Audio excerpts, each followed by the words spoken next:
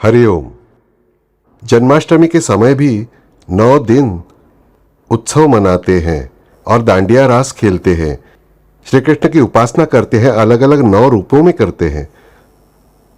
आज जो हम सहज रास या नित्य रास देखने वाले हैं कि श्री कृष्ण ने अपने चरित्र में सभी रास खेले, उनमें से अत्यंत सुंदर, भावुक, हृदयस्पर्शी और नाजुक रास यानी नित्य रास और सहज रास, अत्यंत नाजुक, उसका वर्णन सूरदास जी ने किया है कि कमल तंतु भी जिसके आगे वज्र जैसे कठोर और मजबूत प्रतीत होंगे, ऐसा ये सहज रास या नित्य रास है।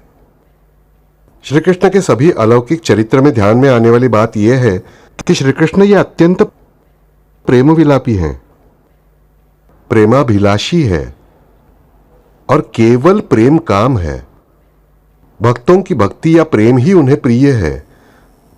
ये प्रेम वर्णन करने की, व्यक्त करने की हरेक की कैपेसिटी, हरेक की पद्धति भले ही अलग हो, मगर फिर भी वो उन्हें प्रिय है। दरअसल किसी भी कठोर यम नियमों में न फंसाकर अपने भक्तों को सभी झमेलों से बाहर निकालकर पूर्णतः शुद्ध भक्ति पर, प्रेम मार्ग पर लाने का काम यह श्री कृष्ण का नाम और श्री कृष्ण का वर्म सदैव करता रहता है। हमने देखा कि कितने अलिप्त भाव से वैराग्य रास खेलते हैं ये श्री कृष्ण, पर साथ ही में ध्यान में आता है कि उन्होंने सभी गोप और गोपियों को दिया हुआ अभिवचन कि इसके आगे मैं नित्यत्व से तुम्हारे साथ हूं। जिस क्षण तुमने मुझे अपना माना, स्वयं का माना, उसी क्षण मैं तुम्हारा हो गया।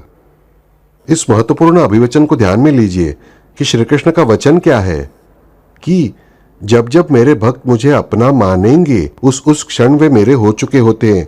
ऐसा नहीं बल्कि मैं उनका हो चुका होता हूं। यानी यहां देखिए, 2 वे ट्रैफिक है, पर वो कैसा है वो एक ही बाजू पर निर्भर है। हम कहते हैं now ball is in your court, वैसे ही परमेश्वर ने यहां ये बॉल हमारे कोर्ट में डाल दी है। अब कैसे मारना है, कुचलना है, फेंक देना है, वो हमारे मन पर है।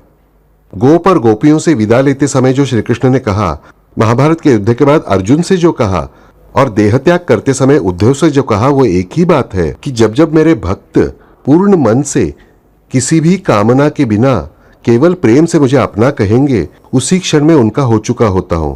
और फिर ये श्री कृष्ण स्वयं पूर्ण काम होने के कारण, नित्य काम होने के कारण, उन भक्तों के सभी काम, सभी पुरुषार्थ वे अपने आप सहज रूप से पूर्णतः पूरा करते हैं। तो ये जो सहजत्व है और नित्यत्व है, जो बात सहज है वही नित्य टिक सकती है, और जो बात नित्य है वो अपने आप सहज हो जाती है। इन 2 बातों में विरोधाभास नहीं है, ध्यान में रखना। जो बात आज नहीं है और कल थी, हम कहते हैं इसका अर्थ कि वो कभी थी ही नहीं। जो बात होती है वो सदैव वैसी ही रहती है। देखिए, मनुष्य की परछाई अभी दोपहर में थी, अब नहीं है, यानी वो है ही नहीं।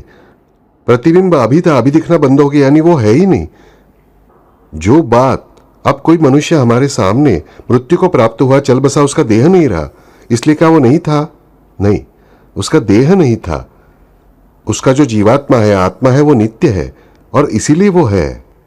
उसी प्रकार ये जो भाव है कि किसी मनुष्य की मां चली गई तो उस मनुष्य के लिए उसकी मां, उसकी वत्सलता, उस मां का उस बच्चे के प्रति होने वाला वात्सल्य और प्रेम, और उस बच्चे का मां के प्रति होने वाला प्रेम और भक्ति, ये नित्य है। मां युवा है या बूढ़ी है, कुरूप है या सुंदर है, ये उसे पैसे देती है या नहीं, ये उसके पास है या नहीं, ये दुनिया में है या नहीं, इस पर कुछ भी कुछ अटका नहीं रहता।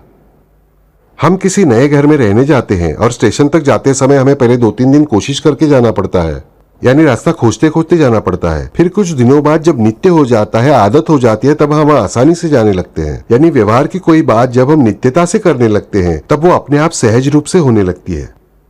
हम जब नित्य रूप से कोई बात झूठ बोलने लगते हैं, तब अपने आप वो बात हमें सच लगने लगती है। कोई भी बात बार बार हैमर करने पर वो लोगों के मन में दृढ़ता से जाकर बैठ जाती है। तो उसी प्रकार प्रत्येक नित्य बात ये सहज होती है, पर किसी भी बात को नित्य होने के लिए उसका सहज होना पहले आवश्यक होता है। यानी नित्य और सहज में चिकन पहले या अंडा पहले, मुर्गी पहले या अंडा पहले, ऐसा ही प्रश्न है कि जो सहज है वही नित्य है और नित्य है वही सहज है, और सहज एवं नित्य दोनों होने वाला ये परमेश्वरी तत्व है। हमने श्री कृष्ण के चरित्र में देखा कि पहले के सभी अवतार जो हमने देखे, मत्स्य है, कहां से आए कहां गए हमें पता नहीं, मत्स्य आए कहां से ये पता नहीं, और ये मत्स्य कार्य करके गए कहां वो पता नहीं। बाद में वराह है, आए, पर कार्य करके आगे कहां गए पता नहीं। उसके बाद कुर्म है, पता नहीं कहां गए। नृसिंह है, प्रकट हुए स्तंभ से, पर उससे पहले कहां थे हमें पता नहीं, कहां गए हमें पता नहीं। बाद में वो बटू बालक आए हुए हैं। उसके बाद परशुराम जी ने जन्म लिया, पर वे अभी भी चिरंजीव है, अभी भी हैं। श्री राम ने जन्म लिया, पर श्री राम जी ने मृत्यु को स्वीकार किया। कैसे? तो उन्होंने अपना देह किसी के सामने त्याग नहीं दिया, उनके देह की उत्तर क्रिया नहीं हुई। वही श्री कृष्ण ने तो अत्यंत सहजता से संपूर्ण मनुष्य धर्म का स्वीकार किया। उन्होंने जन्म स्वीकार किया, उन्होंने मां से मार भी खाई। श्री राम को कौशल्या जी ने मारा हो ऐसा हम कभी नहीं पढ़ते, बराबर। श्री राम एक आदर्श पुरुषोत्तम है, जैसे एक आदर्श छात्र होता है। हर एक को हम उदाहरण देते कि श्री राम जैसा आचरण करो, लेकिन उनके जैसा आचरण करना बहुत कठिन है, बराबर है या नहीं? क्योंकि आसपास एक में हजारों रावण फैले हुए होते हैं, बराबर। फिर वहां श्री कृष्ण की आवश्यकता होती है। श्री राम को कौशल्या जी ने पीटा है, बांध दिया है, ऐसा कभी हमें पढ़ने को नहीं मिलता। पर श्री कृष्ण अपना बचपन भी एक सामान्य मनुष्य की तरह ही जीते हैं। श्री राम के बचपन में हम क्या पढ़ते हैं कि वे बचपन में क्या क्या प्रेम से खेलते थे। कौशल्या जी कुछ गीत गाती थी, फिर बिल्कुल हजारों वर्षों से नामकरण के दिन एक ही वो गीत गाया जाता है, बाड़ा जो जो रे कौशल्या नंदना रघुनाथ नंदना। हमें केवल इतना ही पता होता है कि ये रघुनंदन, ये कौशल्या के नंदन बड़े हुए, उन्होंने छोटे बच्चे जैसी शरारतें की हो ऐसा हम नहीं पढ़ते। पर यहाँ तो श्री कृष्ण सभी शरारतें करते हैं, चोरी करते हैं, चालाकी करते हैं, झूठ बोलते हैं, माता के गले लगकर फिर उन्हें गले लगाते हैं, उनके मारने के बाद फिर रोते हैं। ये सब वे एक छोटे बच्चे की तरह करते हैं, सहजता से करते हैं। यानी वे सहजता से परमेश्वर है। फिर देखिए, ये पूतना आ गई, पूतना कौन है ये पहचान कर उसे उसका नाश करके फिर माता के रूप में उसे गोलोक में स्वीकार कर ही रहे हैं। अजासुर को, बकासुर को वे मारते ही हैं, वे कंस को मारने के लिए उद्युक्त होते ही हैं। स्वयं जन्म लेने से पहले अपने बड़े भाई बलराम जी को देवकी के गर्भ से निकालकर रोहिणी के गर्भ में स्थापित कर ही रहे हैं। ये सब कुछ वे कर रहे हैं, पर ये करते समय वे सहजता से कर रहे हैं। देखिए कि मैं पूर्ण रूप से देव हूँ, मैं पूर्ण रूप से परमेश्वर हूँ, परब्रह्म हूँ, पर उसी क्षण में पूर्ण रूप से मनुष्य हूँ, और मनुष्य के सभी गुणधर्मों का मैं पूरी निष्ठा के साथ पालन करने वाला हूँ और सहजता से पालन करने वाला हूँ, इसीलिए वे नित्यत्व से पालन कर सके। उन्होंने मनुष्य के गुणधर्मों का कभी त्याग किया हुआ हमें नहीं दिखता, क्योंकि उनके चरित्र में वो नित्यत्व से है, क्योंकि वे सहजता से हैं। जितनी सहजता से वे पूर्ण परब्रह्म थे, उतनी ही सहजता से वे पूर्ण मानव थे। इसीलिए उनकी पसंद थी, नापसंद थी। उन्हें मक्खन पसंद था, उन्हें कुछ पदार्थ पसंद नहीं थे, उन्हें कोई मनुष्य नापसंद भी होता था। उन्होंने साफ बताया था कि एक बूढ़ी महिला वहां आती है, वो उसे बहुत करीब लेने की कोशिश करती है श्री कृष्ण को। वे यशोदा से कहते हैं, मैया मुझे ये महिला बिल्कुल पसंद नहीं, क्योंकि वो राक्षसी आई होती है। पर माँ को लगता है कि ये महिला उसे पसंद नहीं है, यानी उन्हें पसंद नापसंद भी है। श्री राम ने ऐसे नहीं कहा कैकेयी से भी कि तुम मुझे पसंद नहीं हो। वे आदर्श पुरुषोत्तम है, मर्यादा पुरुषोत्तम है। सबको ऐसा लगता है कि हमारे बच्चे को सब लोग अच्छा कहें, बराबर है या नहीं? फिर हम बच्चे की अपेक्षाएं बढ़ाकर रखते हैं कि हर एक आए हुए व्यक्ति के सामने बच्चे हाथ बंद कर बैठना चाहिए, मुंह बंद रखना चाहिए, शोर शराबा नहीं करना चाहिए। मैंने कितना अच्छा चित्र बनाया, हमारा बेटा गाता कितना अच्छा है। फिर वो जो बेबी होती है वो नाचती है, गाना गाकर दिखाती है। मेहमान भी ऊब चुके होते हैं और बच्चा भी ऊब चुका होता है, पर हम नहीं ऊबते। क्यों? तो हमारे बच्चे को सब अच्छा कहें।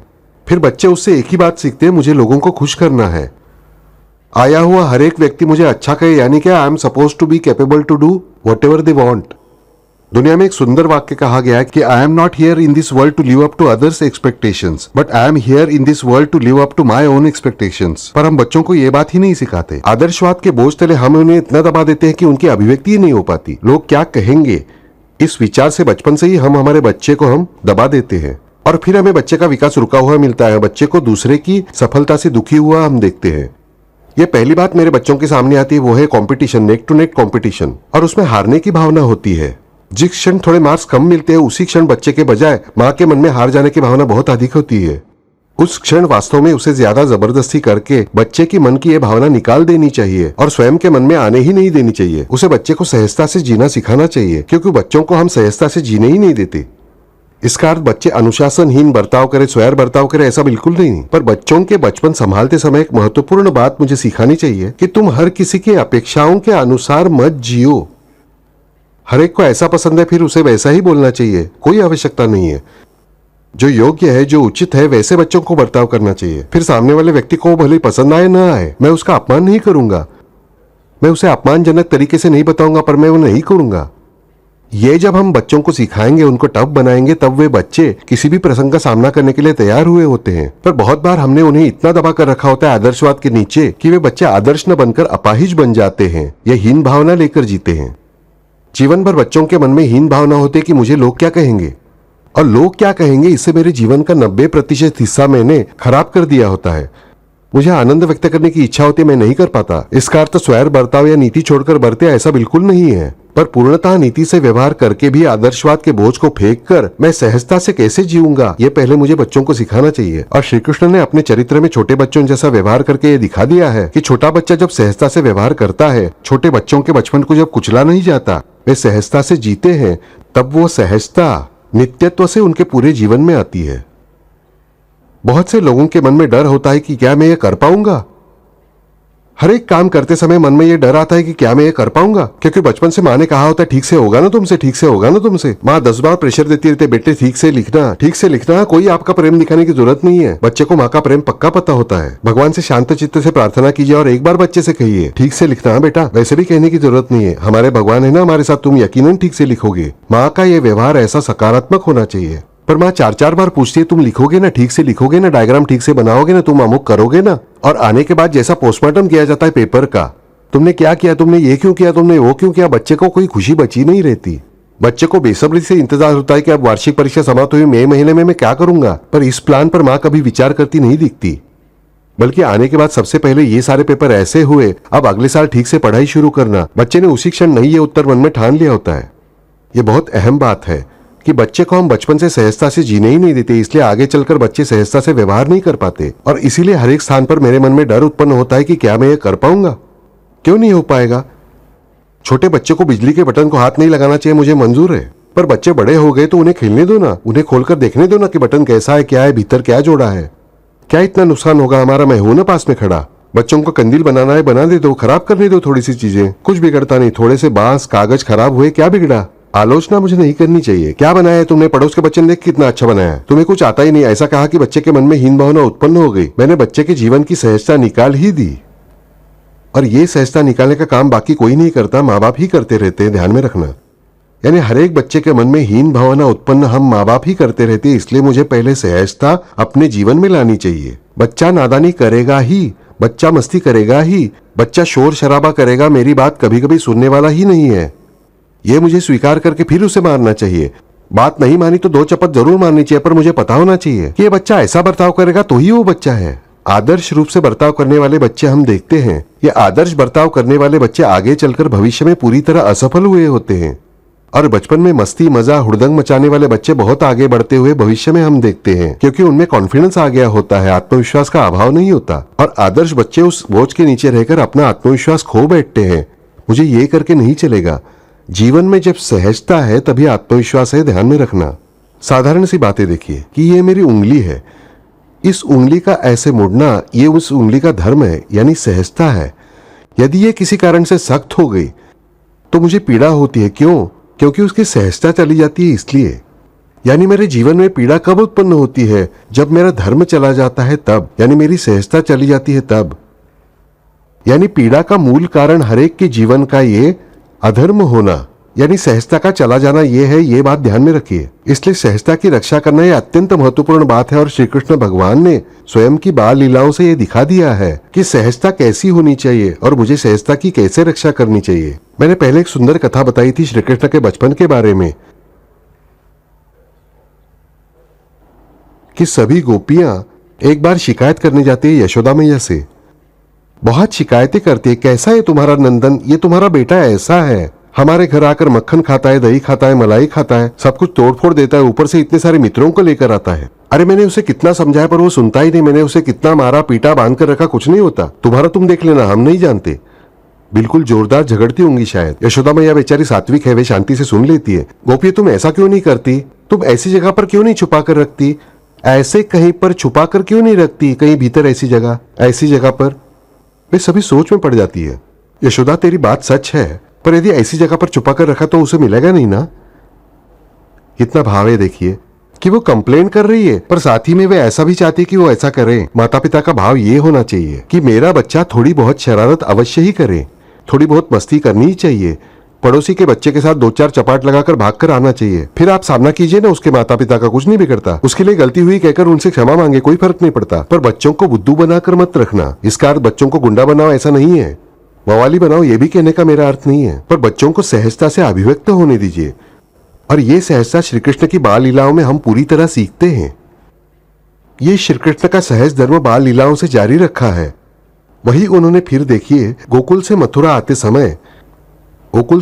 आते समय वे उद्धव के साथ कितनी शांति से बात कर रहे हैं कि अक्रूर ये कौन है?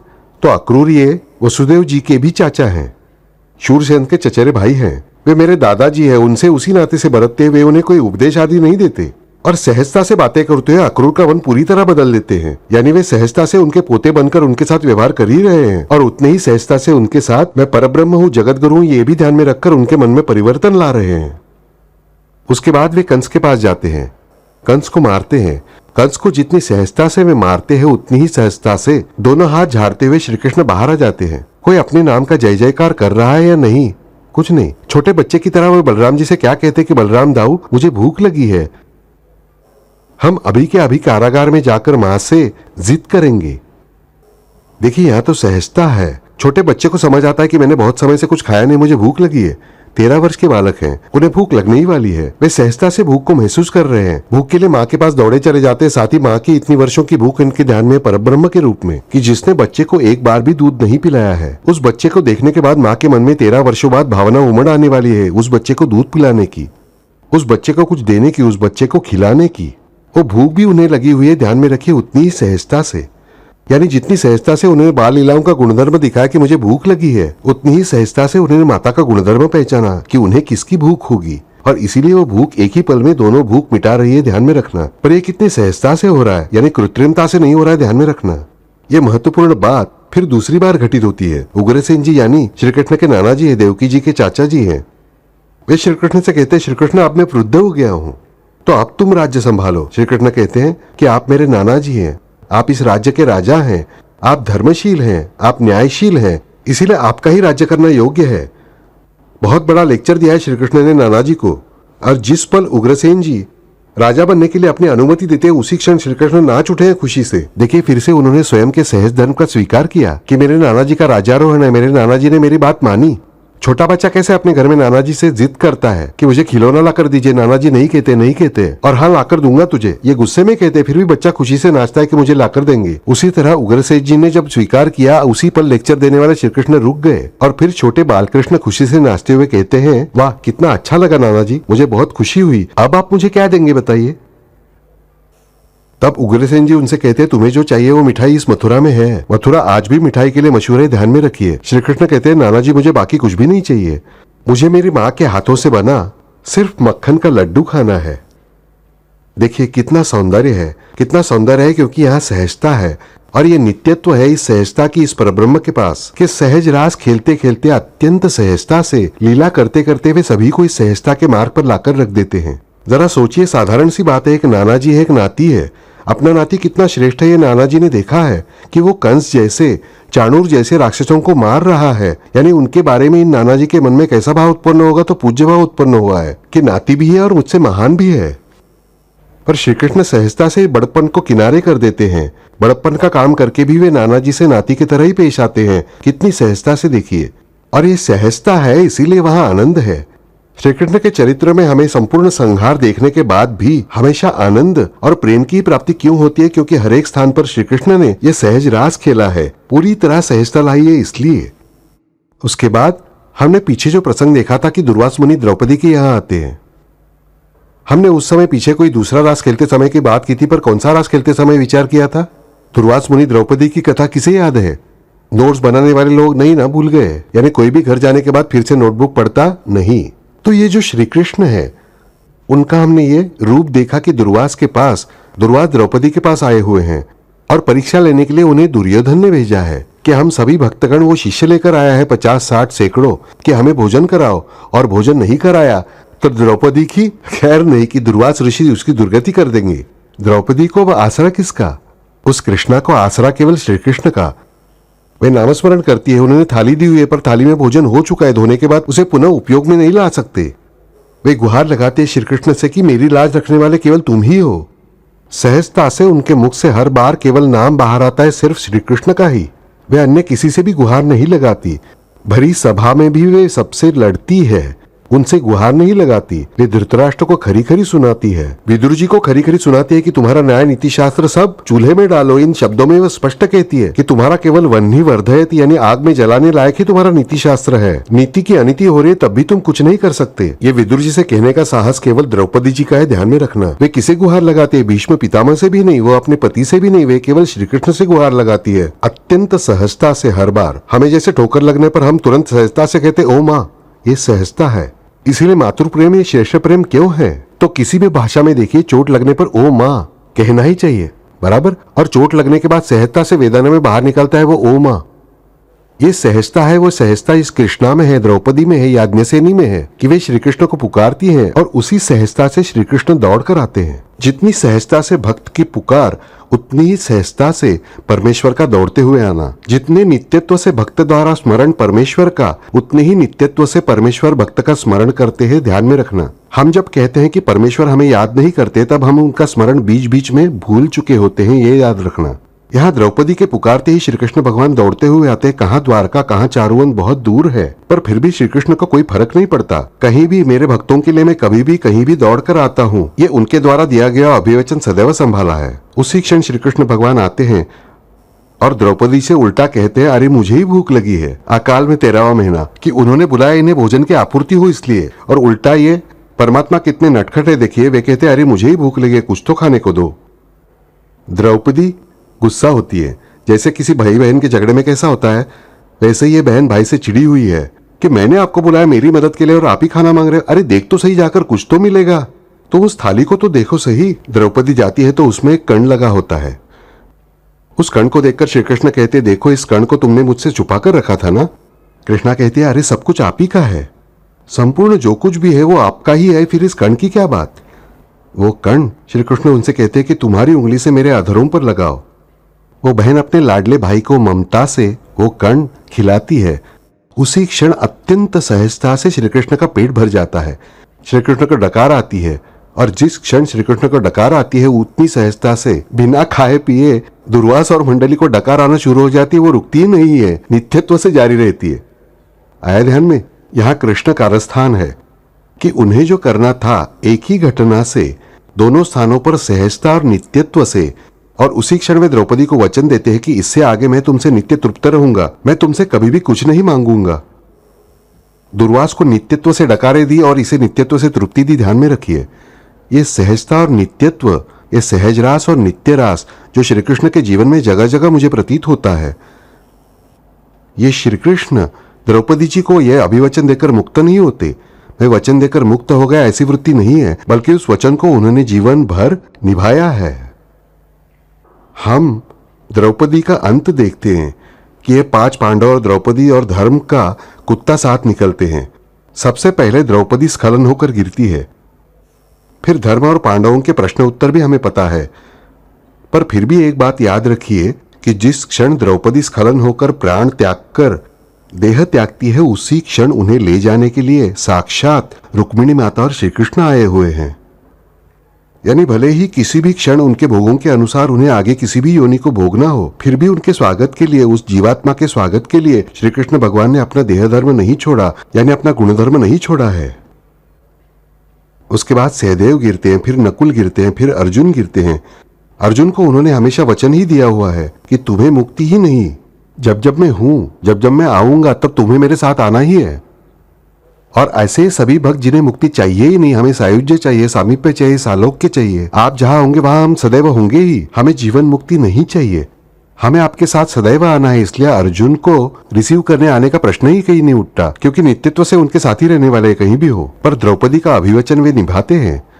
इतना ही नहीं, बल्कि द्रौपदी का अभिवचन निभाते समय द्रौपदी को उन्होंने एक अभिवचन दिया हुआ है कि हे द्रौपदी, तुम्हारे 5 पतियों से पहले तुमने इस संसार से विदा ली होगी। अखंड सौभाग्य का वरदान श्री कृष्ण ने उन्हें दिया हुआ है, वो भी वे निभाते हैं। साथ ही मेरे पतियों की कोई भी वेदना या मृत्यु का लक्षण भी मुझे दिखाई न दे, ऐसा उन्होंने वचन लिया होता है कि पति बीमार हुआ है और उसकी मृत्यु होगी, उससे पहले मैं चल बसूं, ऐसा भी भाव नहीं है, क्योंकि तब तक 5 पांडव एकदम आनंद में हैं, सशक्त हैं। यह अभिवचन भी श्री कृष्ण ने निभाया है। उसी के साथ तीसरा अभिवचन भी उन्होंने निभाया है कि कभी भी पांडवों का कुलक्षय नहीं होगा। परीक्षित को जीवित करके उन्होंने वो भी अभिवचन निभाकर उनके बाद वंश चालू रखा है।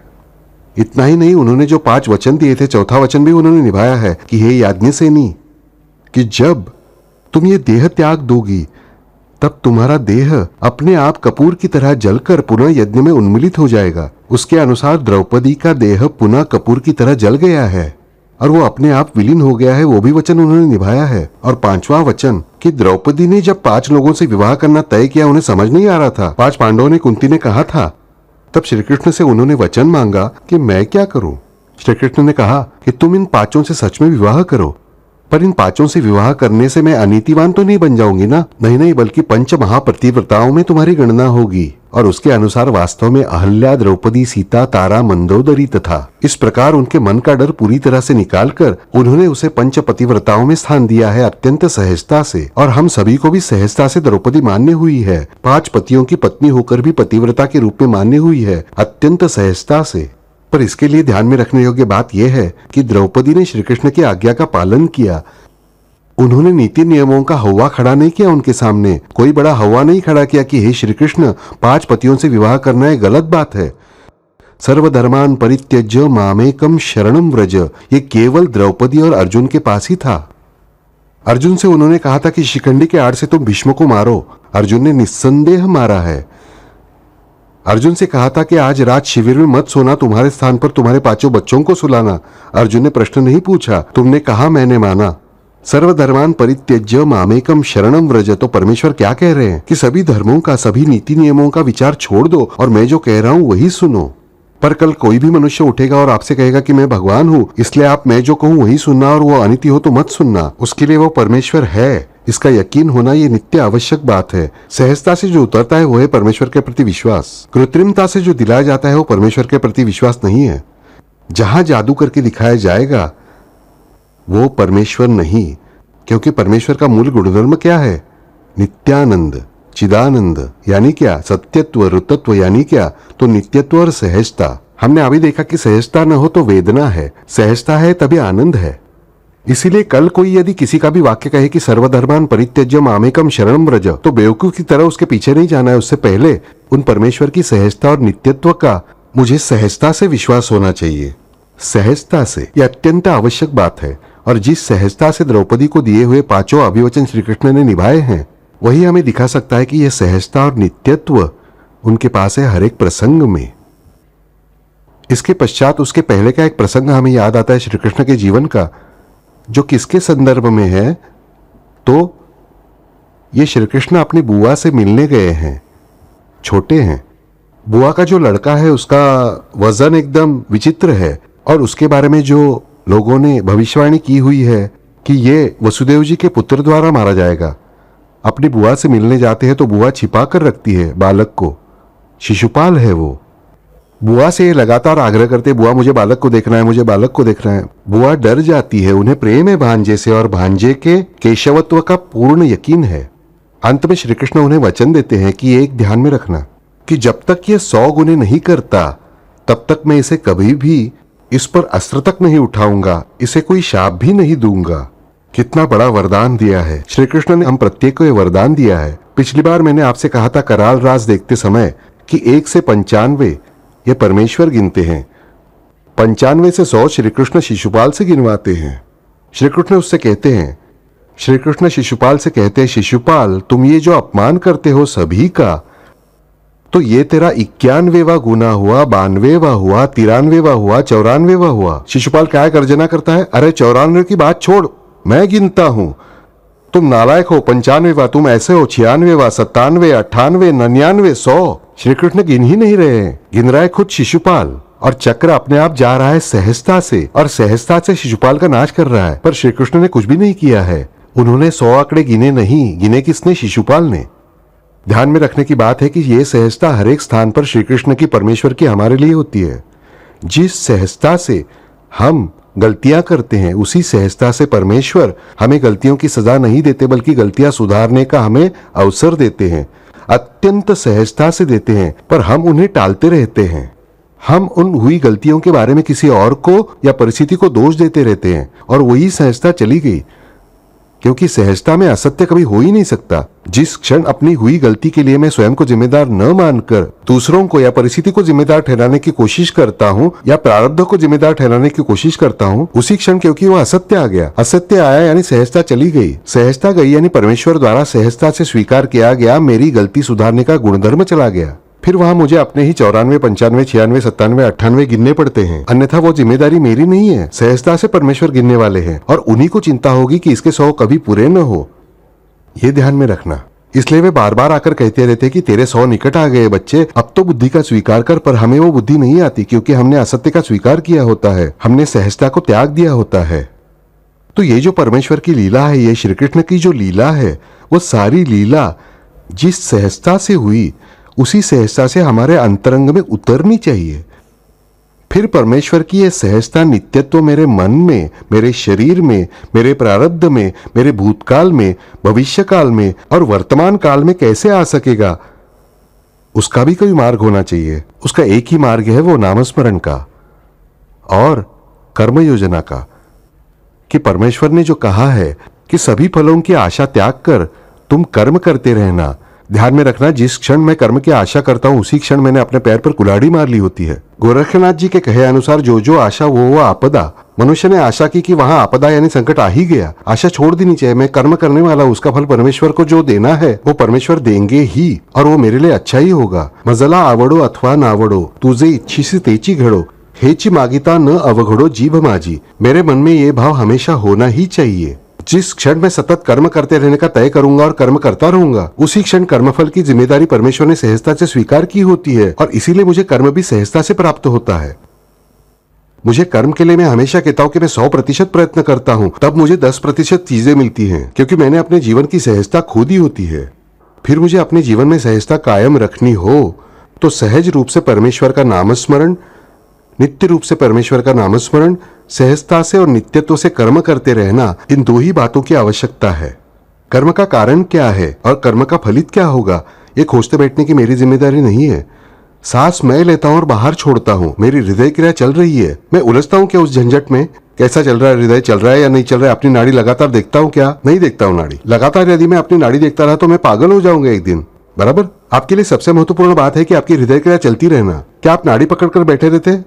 नहीं, क्योंकि सहजता से हृदय क्रिया चल रही है। इसके विपरीत यदि आपने सहजता खो दी, लगातार अपनी नाड़ी देखते रहे, तो उससे आपकी नाड़ी में स्पंदन निर्माण होकर आपकी गति या तो बढ़ेगी या तो कम होगी, धड़कन सीने में बढ़ जाएगी। बहुत से लोगों को देखता हूं मेरी हार्ट बीट लो कहते हुए घूमते रहते, कुछ भी नहीं हुआ होता, नाड़ी देखते हुए दिखते हैं, उन्होंने सहजता खो दी होती है स्वयं की। तो ये जो सांस की सहजता है, ये जो हृदय क्रिया की सहजता है, वैसी ही सहजता हमारे जीवन में इस कर्म की और नामस्मरण की आनी चाहिए।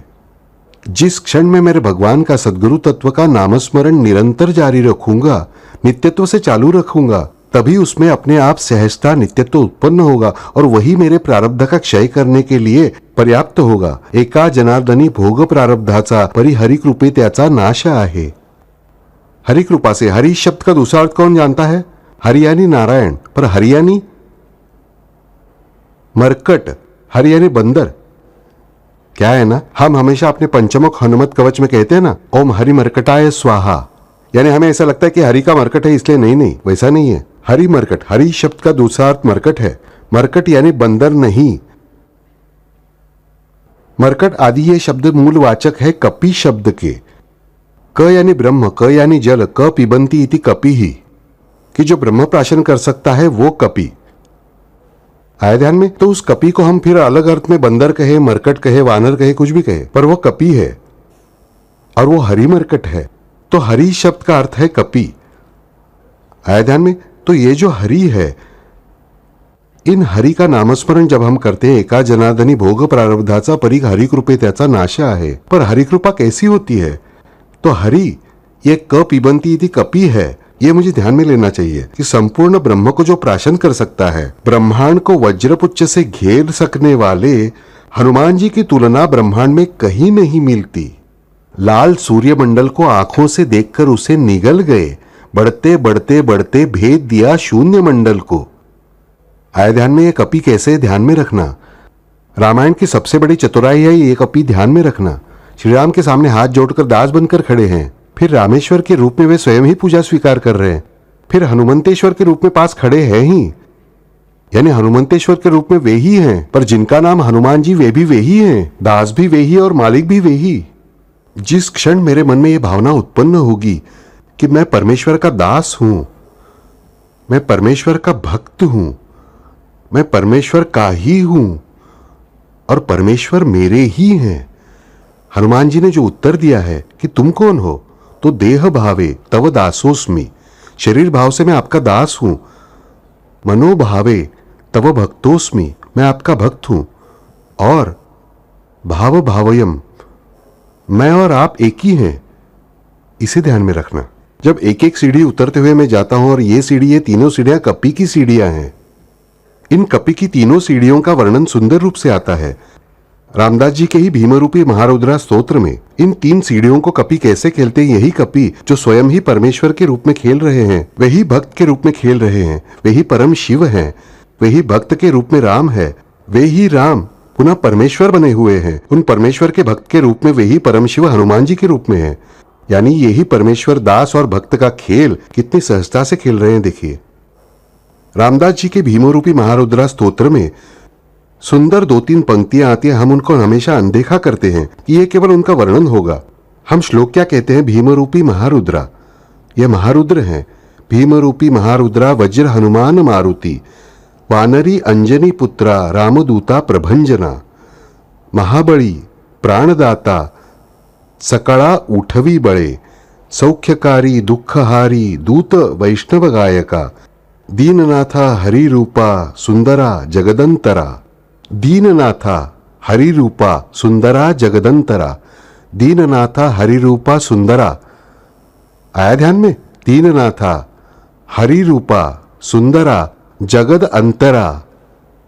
आया ध्यान में, ये जो 3 नाम है, दीननाथा हरिरूपा सुंदरा, दीनों के नाथ है, आसान है, हरिरूपा। अब यहां हरि का अर्थ मरकट है, पर मरकट रूप है। हरिरूपा, तो दीनों का नाथ बनने के लिए आपको रूप धारण करना पड़ता है। आप रूप से परे हो, क्योंकि कपि शब्द का दूसरा अर्थ है अस्तित्व में आना। ब्रह्म जो है, उस ब्रह्म को पीने वाला ही अस्तित्व में आता है। यानी जो जो अस्तित्व में आता है वो ब्रह्म से अलग है। यानी दीननाथा हरिरूपा, दीनों का नाथ बनने के लिए आपको हरिरूप लेना पड़ता है। दीननाथा हरिरूपा सुंदरा, और ये रूप कैसा होता है, सुंदर है। और ये जो 3 सीढ़ियां हैं कि जगदंतरा, दीननाथा हरिरूपा सुंदरा, कि ये जो अंतर है, हम काल के 3 गुणधर्म मानते हैं, वर्तमान काल, भविष्य काल, भूतकाल। गुणों की 3 गुणधर्म मानते हैं, सत्व रज तम। उसके बाद वात पित्त कफ, ये 3 शरीर के गुणधर्म हैं, धातु हैं, दोष हैं।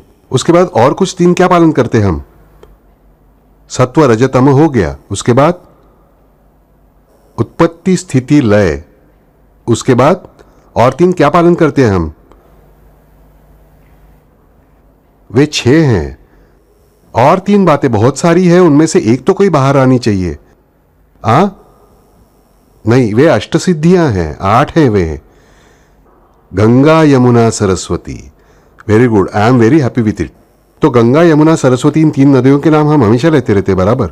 तो जगदंतर, हमने पिछली बार देखा था कि गंगा यानी क्या, जमुना यानी क्या, और सरस्वती यानी क्या। ईड़ा, पिंगला और सुषुम्ना, ये 3 नाड़ियां यानी गंगा, जमुना और सरस्वती।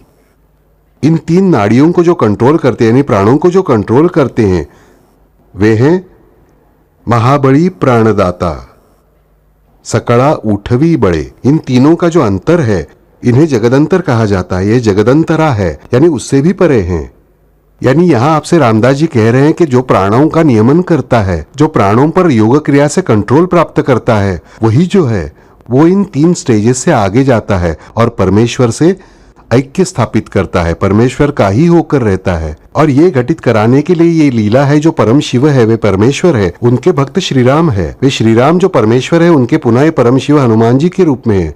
आया ध्यान में, ये जो सारी चतुराई की है, जो कुछ भी की जा रही है, वो जिस सहजता से की जा रही है, उसी सहजता से भीमरूपी महारुद्रा में रामदास जी ने अत्यधिक सहजता से चतुराई जगह जगह करके इन परमेश्वर का वास्तविक स्वरूप बताया है।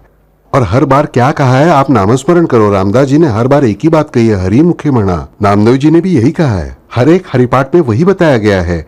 और इसीलिए 7 हरिपाठ जो हमने देखे वो हरिपाठ है। उसे अन्य कोई नाम किसी ने दिया नहीं है, नाम है हरिपाठ। और राम नाम लो ऐसा बताया गया है हर एक में। बहुत लोगों ने मुझे सवाल पूछे, बापू आपने हमें हरिपाठ पढ़ने के लिए कहा, पर विठ्ठल नाम लो ऐसा कोई नहीं कहता, बल्कि राम नाम लो ऐसा बताया गया है। क्योंकि राम इस नाम का खेल बहुत अलग है।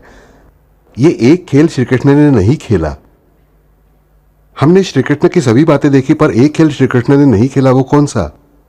कि श्री राम ने शंकर जी के भक्तत्व का स्वीकार किया और हनुमान जी को स्वयं का भक्तत्व दिया। वैसे श्री कृष्ण ने किसी का भी परमेश्वरत्व कभी मान्य ही नहीं किया, ध्यान में रखना। उन्होंने प्रणाम किया सभी को, पर उन्होंने क्या कहा? इंद्र है ना, इंद्र की बिल्कुल पूजा मत करना, करना गोवर्धन की पूजा। यानी उन्होंने सभी पुरानी बातें बंद की ऐसा नहीं, बल्कि वे पूर्णता से पूर्ण ब्रह्मत्व का खेल खेले। आए ध्यान में? पर श्री राम आदर्श हैं। परमेश्वर को नमस्कार करना ये आदर्श बात है, वो उन्होंने की। श्री कृष्ण ने सहजता से इसे नामंजूर किया और उन्हें पूर्णत्व, पूर्ण योगित्व और पूर्ण अवतारत्व सिद्ध करना था सहजता से। और यदि पूर्ण अवतारत्व सिद्ध करना हो तो उन्हें मुझसे ऊपर कोई नहीं है, ये दर्शाने की उतनी ही आवश्यकता थी। यह अत्यंत महत्वपूर्ण बात श्री राम और श्री कृष्ण के चरित्र में हम देखते हैं। जो हमने आज देखा कि यह नामस्मरण और कर्म स्मरण, ये दो बातें हमने साध्य की, तो सहजता और नित्यत्व हमारे जीवन में निश्चित ही आएगा। आज हम ये सहज रास खेल कर श्री कृष्ण, ये नाम का भी आज आखिरी दिन है। अगले गुरुवार को नवरात्रि की उपासना हर वर्ष की तरह हमारे यहाँ होगी। पिछले वर्ष हमने माता अन्नपूर्णा की उपासना की थी, महा अन्नपूर्णा की उपासना की थी। पिछली बार मैंने जैसे बताया था कि उसके अनुसार इस नवरात्रि में हम शारदा माता की उपासना करने वाले हैं, सरस्वती जी की उपासना हम करने वाले हैं। उसके बाद अगले नाम श्री कृष्ण के यानी महाविष्णु के ही शुरू होंगे। पर ध्यान में रखने जैसी एक बात है कि इस विष्णु सहस्त्रनाम के प्रत्येक नाम का एक अद्भुत काव्य है, एक अद्भुत गम्यता है, एक अद्भुत अगम्यता है। हर बार जितना हो सके उतना हर एक को अपने मन में उतारनी है। ये नाम केवल प्रेम से लेना है। मान लीजिए किसी को बिल्कुल भी याद नहीं आया तो कुछ नहीं बिगड़ेगा। मुझे उसका अन्वयार्थ याद नहीं रहा, क पिबंती इति कपि नहीं समझ में आता ना, तो मनपूर्वक कहता हूं कुछ नहीं बिगड़ेगा। समझ में आया तो बहुत अच्छा है, सुंदर है। पर ध्यान में रखने योग्य बात है कि कोई सब्जी हमने रुचि से खाई तो वो कौन सी थी ये पता न चलने पर खास नहीं फर्क पड़ेगा। इतना ही कि वो फिर दोबारा नहीं खा सकते। पता नहीं होगा कौन सी थी तो वो किसी को बता नहीं सकते। इसीलिए कि जब मैं इसका ज्ञान प्राप्त करने का प्रयत्न करता हूं वो किस लिए? तो नित्यत्व आने के लिए, उसमें सहजता आने के लिए। पर मान लीजिए मुझसे नहीं हो रहा है, इसलिए मैं अपना ध्यास छोड़ दूं या मार्ग छोड़ दूं, ऐसा मत कीजिए। ये नामस्मरण करते रहिए और पहला एक विचार निकाल दीजिए मन से, मुझे कई खत आते हैं, हमने नामस्मरण शुरू किया और मेरा बेटा सीढ़ियों से गिर गया। ऐसा कभी नहीं होता, ध्यान में रखना। परमेश्वर का नाम लिया और परमेश्वर की उपासना की, इसलिए घर में बुरा हुआ, ऐसा कह रहे होंगे तो आप भक्ति नहीं हो बच्चों।